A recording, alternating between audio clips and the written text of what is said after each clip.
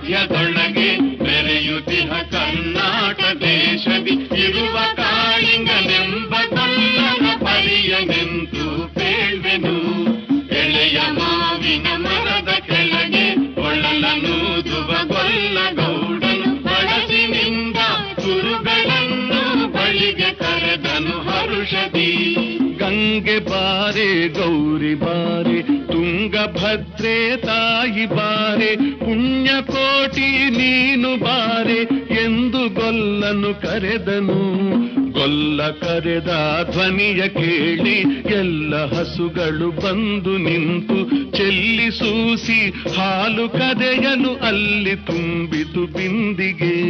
ಸತ್ಯವೇ ಭಗವಂತನೆಲ್ಲ ಪುಣ್ಯಕೋಟಿಯ ಕಥೆಯಿದು.